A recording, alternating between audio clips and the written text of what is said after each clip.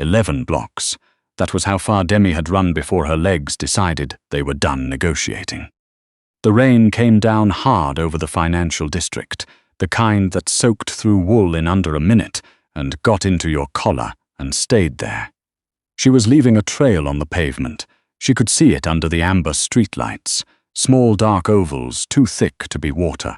Left side, just above the hip, a knife wound she'd wrapped with her own cardigan, sleeves knotted as tight as she could manage.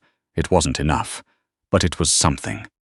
The service entrance to Altis House sat tucked between a loading dock and a dumpster that smelled like 6 months of takeout containers. She'd set the keypad code herself 8 months ago when she was still running building security audits for Prater's property management company. She'd also written the policy, a 24-hour grace period on expired codes before the system locked them out. She'd written a lot of policies for a lot of things. That habit of building small exits into every system she touched had, until tonight, felt like professional caution. Now it felt like the only reason she was still breathing. Her fingers found the keypad. She punched in 4821. The light went green. She fell through the door. The service corridor was dark and cold.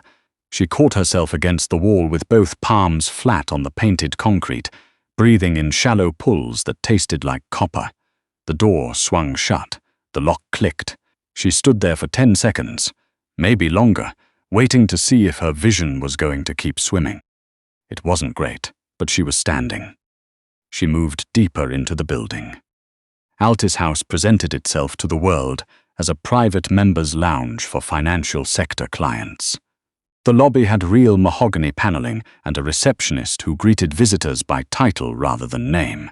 What it actually was, what Demi had figured out after 3 months of cross-referencing its revenue streams and coming up 30% short on explanations, was the operational center of the most disciplined financial network on the Eastern Seaboard.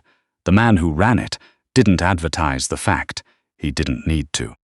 She'd heard the name Maddox the way you hear about weather systems, abstractly, as a category of problem rather than a person. She hadn't expected the lights to be on in the back office at 2 in the morning.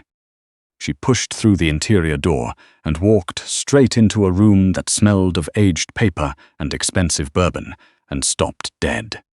A man sat at a long table covered in open ledgers and a single laptop. He was in his early 40s, dark-haired, wearing a slate-grey dress shirt with the sleeves pushed to the elbow. He had a pen in one hand and a glass in the other, and he was looking at her with an expression so flat it was almost scientific. There was a gun on the table. His hand was already next to it. Demi took one more step, and her knee gave out. She didn't go all the way down. She caught the doorframe, hanging there, breathing hard, trying to decide if the room was actually tilting or if that was blood loss. The answer, she suspected, was both. Service entrance, she said, because it seemed important to establish. Her voice came out wrong, thin, stripped down. I knew the old code. The man looked at her for a moment. Then he looked at the dark stain spreading through the knotted cardigan at her left side. Then he looked back at her face. He stood up. She braced herself and then realized he'd set the gun down and was crossing toward her, not raising it. He caught her arm before she slid down the doorframe. His grip was firm and entirely impersonal, the way someone handles equipment they can't afford to drop. Don't put weight on that side, he said. I'm fine. You're bleeding on my floor. She looked down. She was. He moved her to a leather chair, sat her in it, and crouched to examine the wound without asking. He pulled the knotted cardigan away, looked at it for 2 seconds, and stood. He walked to a cabinet on the far wall, unlocked it, and came back with a black medical kit. Hold this, he said, handing her a folded square of gauze. Press hard. Who are you? She asked, though she already knew. The man whose floor you're bleeding on. He pulled on latex gloves and opened the kit. Harder. He worked with the efficiency of someone who had done this before and found no drama in it. Clean the wound, pack it, suture. His hands were steady, and his expression stayed remote. She watched the top of his dark head and thought methodically about the last 6 hours. Anton Prater had been her employer for 2 years. He'd recruited her out of a city auditing position with the promise of real money. The kind with no paper trail and fewer questions. She'd told herself she was just managing numbers. She'd been very careful not to look too hard at what the numbers were for. Then 3 weeks ago she'd found the secondary books. The ones Prater hadn't authorized. The ones that showed $2 million in syndicate revenue being quietly rerouted every quarter, and her authorization codes on every transfer. She hadn't put her codes on those transfers. Someone had done it for her. She'd copied everything to a drive the next morning during the shift change, walked out of the office like she was going to lunch, and hadn't gone back. She'd been careful. She'd been fast. Not careful or fast enough, apparently, because they'd found her safe house 4 hours later and sent a man with a knife instead of a conversation. She'd gotten out. The man got a lamp to the face and a filing cabinet to the ribs. She got a 4-inch slash to her side that she was trying very hard not to think about. The drive was in her jacket pocket.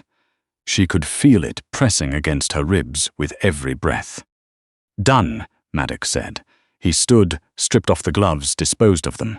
He looked at her the way you look at a completed repair, checking for obvious failure points. "You shouldn't move for at least an hour." "I need to move." "Your body disagrees." He poured a second measure of bourbon and brought it across. She took it. "Who did that to you?" "Does it matter?" "You came through my building. That makes it matter." Demi looked at the glass in her hand. The bourbon was very good. Of course it was. Anton Prater, she said, or someone he sent. The silence that followed was different from the ones before it. She'd been cataloguing Maddox's face since she walked in. Automatically, the way she catalogued everything, as insurance against being caught off guard, and she saw something shift in it that wasn't readable from the outside. Not surprise, something more contained. "Prater," he said. "You know him. Everyone in this city knows Prater. The way you say everyone knows the bridge is out. A fact about the landscape. Why does he want you dead?" Demi reached into her jacket and set the drive on the table between them. Maddox looked at it, then at her. "His books," she said. "The real ones. 2 years of transaction records, offshore routing, shell company structures. He's been skimming from the Shabo Consortium partners and running the losses under my authorization codes. When their auditors come, and they will, I'm the one who goes to prison. So he set you up. And then decided it was cleaner to just kill me before I could explain that to anyone." She paused. "I built those books. I know every account number, every routing path, every structure he uses, and I know where the Sabo money went." Maddox was quiet. Outside, rain hit the high windows in irregular bursts. "You came here on purpose," he said. Demi didn't answer, which was an answer. "You knew this was my building." "I knew your service entrance code," she said carefully. "I knew you and Prater weren't aligned. I knew you'd be awake, because everyone in the financial district knows Maddox works nights." A pause. "And I knew I wasn't going to make it another 11 blocks." He studied her for a long moment. "What do you want?" he asked. "To not be dead by morning," Demi said. "After that we can negotiate." What she got wasn't anger, wasn't the gun. Maddox picked up his bourbon, finished it in a single measured swallow, and set the glass down with a quiet click. "Get some rest," he said. "We'll talk when you've stopped losing blood." She woke on a narrow couch in an adjoining room with no memory of being moved there. The pain in her side was bad but organized, the kind that has a shape that you can think around. Grey morning, still raining. Maddox came in with black coffee and dry toast and set them down without ceremony. She pushed herself up too fast, hissed, pressed her hand to her side. "The sutures held," he said. "I can feel that." "Don't pull them." He sat across from her. He was holding the drive. "I spent 3 hours with this." "And?" "Prater's been moving money through 6 shell companies I recognized and 4 I didn't. The 4 I didn't were recent, built in the last 8 months. He turned the drive over once in his fingers. The Sabo routing codes run through a clearinghouse in Riga. Slow but clean. He looked at her steadily. You built that clearinghouse structure. I did. You also built the back door into it. She didn't answer. Demi, his voice dropped half a register. Not threatening. Precise. There's a dormant trigger sequence embedded in the routing protocol. If someone who knew what they were doing pinged the right server at the right time, they could reroute every pending transfer before Prater's system flagged it. He set the drive on the desk between them. Did you put that there? 8 months ago, she said, when Prater first started treating me like I was replaceable. Something moved behind his eyes, still not readable, but different from before. Smart, he said. Cautious, she corrected. From somewhere below them there was a sound, heavy, rhythmic knocking, the kind that doesn't ask permission. Maddox was on his feet before it finished. He crossed to the far wall, pressed a section of paneling, and it swung back to reveal a space barely wide enough for her shoulders. A smuggler's gap, old masonry, smelling of dust and decades. In here, he said. If this goes wrong, there's a panel at the floor level. It opens to the parking garage. Take the east stairwell and don't stop. Your guards. I sent them out, flat without apology. I meet with certain people alone. No exceptions. He met her eyes. I didn't expect company tonight. She moved into the space. He swung the panels shut. Darkness, her own breathing. The knock starting again downstairs, heavy and patient. Then Maddox's footsteps, unhurried, moving toward the front of the building like a man who had been interrupted before and was not interested in the interruption. Prater had sent 2 men and a woman. The woman did the talking. Her name was Halt, mid-40s, clipped grey hair, the kind of voice built to open doors before the question finished forming. She ran Prater's external security. Demi had reviewed her contract once and noted that she was paid very well and asked very few things in writing. Maddox opened the front door and stood in it and didn't say anything, just waited. We're looking for someone, Holt said. A woman, injured, probably bleeding. We have reason to think she came through this block tonight. This block has 8 buildings, Maddox said. It does.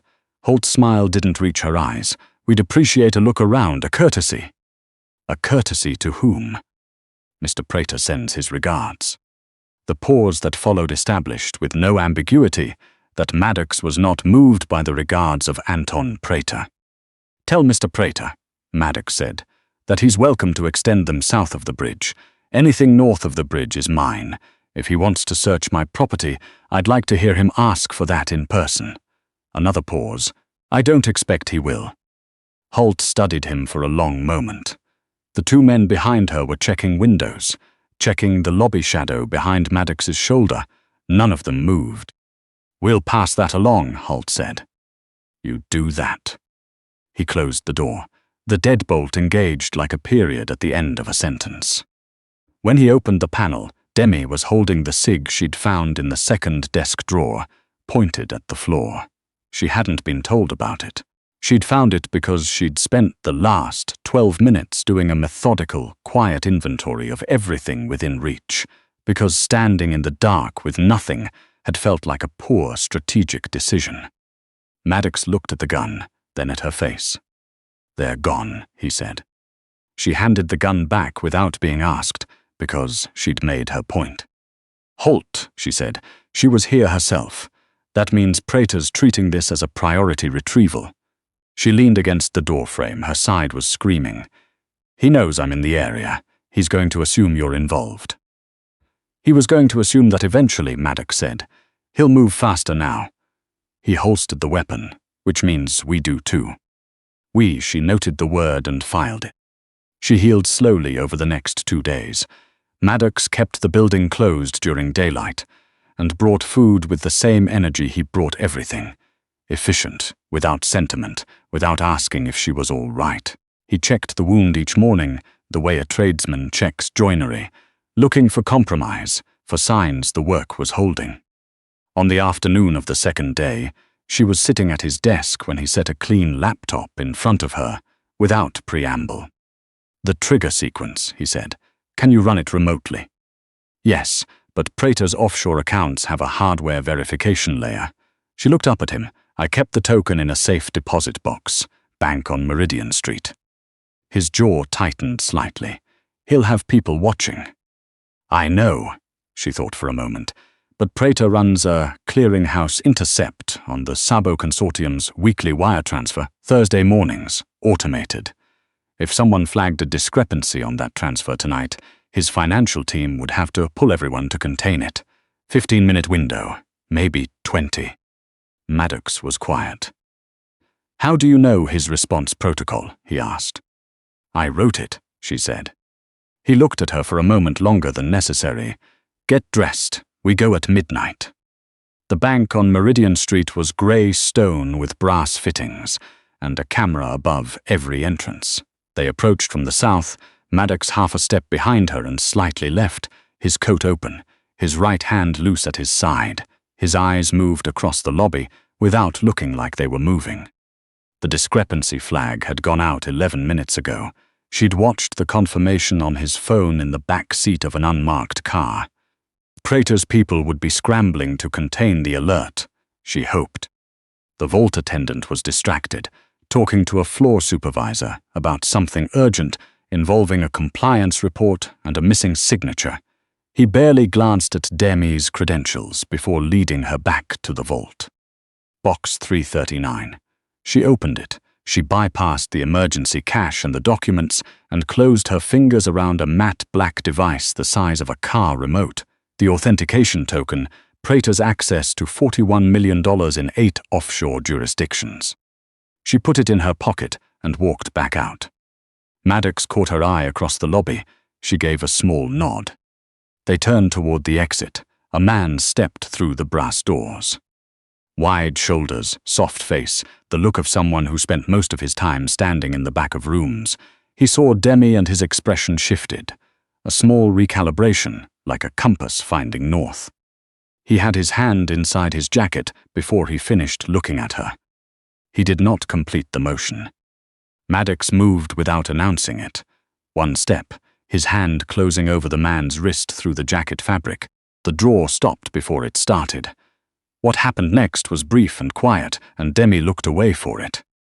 When she looked back, the man was against the stone column in a way that suggested he would be there for a while, and Maddox was 3 steps ahead of her, moving toward the door at a pace that was just below a run. On the sidewalk, she breathed. "Walk," Maddox said. She walked. Back in the office, she plugged in the token and felt her hands shaking for the first time. She pressed them flat on the desk until it passed. Then she started typing. The plan was not to move the money to Maddox. She'd made that clear 2 nights ago, laid out with the same precision she used for routing protocols. The $41 million would go to an escrow account controlled by the Sabo Consortium's legal team, flagged with a full audit trail showing exactly how it had been taken and by whom. She'd attach the secondary books, the authorization codes with Prater's original signature buried beneath her forged name, the shell company filings, the clearinghouse records, everything. Maddox had listened to all of it. Then he'd asked, "What do you get?" She'd said, "My name off those authorization codes, in writing from someone Prater can't reach." He'd said, "I can provide that." She'd believed him, which surprised her. She wasn't in the habit of believing men who ran organizations built on controlled violence, but Maddox operated on something she understood. Ledgers, debits and credits, clearly stated, no sentiment. He hadn't offered her charity. He'd offered her a transaction with terms on both sides that she could work with. She worked for 40 minutes. The transfers moved in 7 stages, each one time-stamped and logged. The documentation package deployed at 2:09 a.m., set to unpack overnight and arrive in 6 different lawyers' inboxes by 6 o'clock. The final confirmation came through at 2:23 a.m. She leaned back. Maddox set a glass of bourbon next to the laptop without being asked. "Done," he said. "Done." She picked it up. "By tomorrow afternoon, the Sabo Consortium will have everything they need. Prater's accounts are frozen, his documentation is gone, his lawyers are going to have a very difficult morning. She paused. And my name is clean. Maddox sat across from her for the first time in 2 days. He looked tired in a way that wasn't recent, the kind of tired that had been there for years and stopped trying to hide. He had his own glass. He didn't drink from it yet. At 2:51 a.m., the burner phone on the desk buzzed. Maddox looked at it. He didn't pick it up immediately. He let it buzz 3 times, then hit the speaker and set it back down. Maddox. His voice was exactly the same as it was in conversation. Not a degree colder, not a degree harder, just his voice. You know why I'm calling. Prater's voice came through strained and tight, the composed exterior already showing fractures. I want to know what you think you're doing. It's nearly 3 in the morning, Prater. I'm having a drink. Don't do that. A sound on the line, something being set down hard. I have people at 4 different banks right now. My transfer accounts are locked. My clearinghouse access is gone, and Leo Gresh is in the hospital because of something that happened at the Meridian branch tonight. A pause. You want to tell me that's coincidence? Gresh drew on a civilian in a lobby full of cameras, Maddox said. That's a him problem. She's not a civilian. She's mine. She stole from me. Maddox glanced at Demi. She was already leaning toward the phone. He gestured once. An open hand, an invitation. She leaned in. Anton, she said. Complete silence. When Prater spoke again, his voice had changed entirely. The fractures gave way to something colder and more careful. Demi. Check the Chabot Consortium legal account, she said. It received a wire transfer about 40 minutes ago. She kept her voice level, even, the same voice she used for quarterly reports and compliance briefings. $41 million, along with 2 years of documentation showing exactly how it left their accounts, whose authorization codes were on the transfers, and whose signature was on the original instruction sets. She paused. Yours, Anton, not mine. He stopped, started again. You have no idea what you've done. I've done your books for 2 years. I have a very precise idea of what I've done. She looked at the phone, not at Maddox.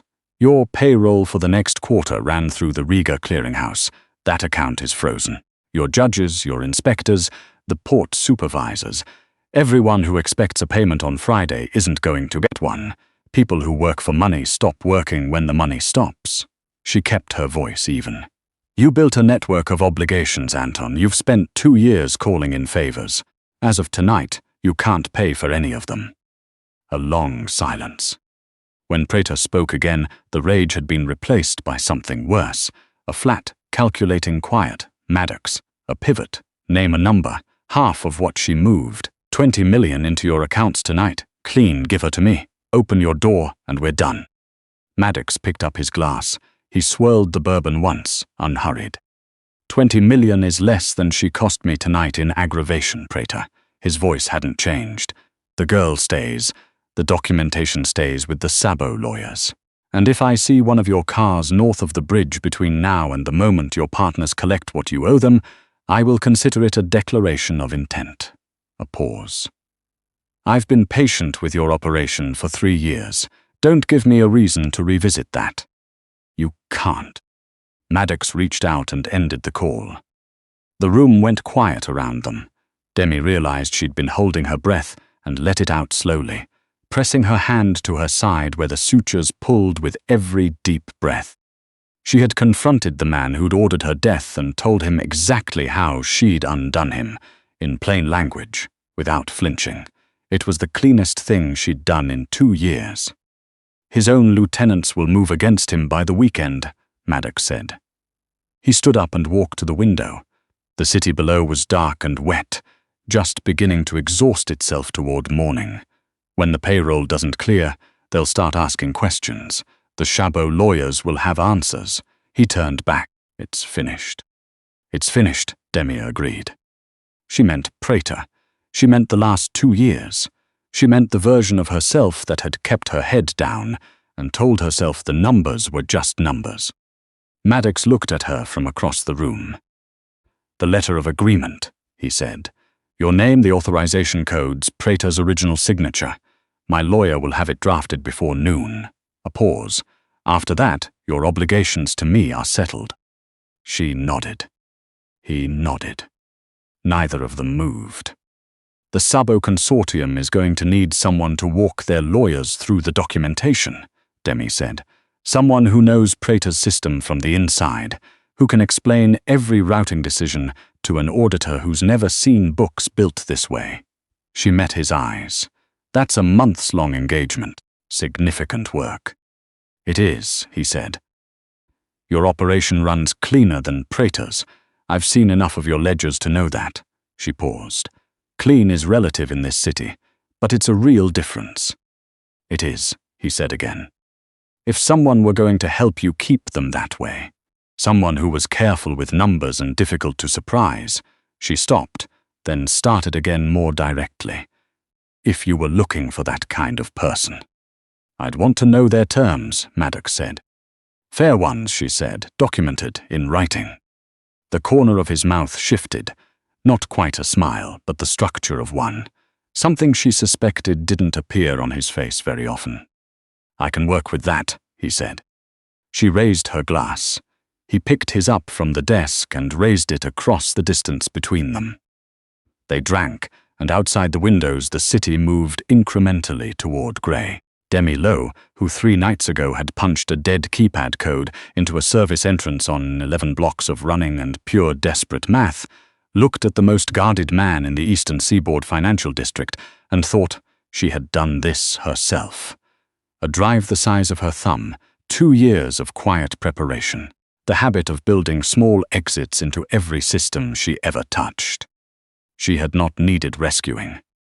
She had needed a room and a needle and thread and 12 hours of not bleeding to death, and she had traded a hard drive full of someone else's crimes for all 3 of those things.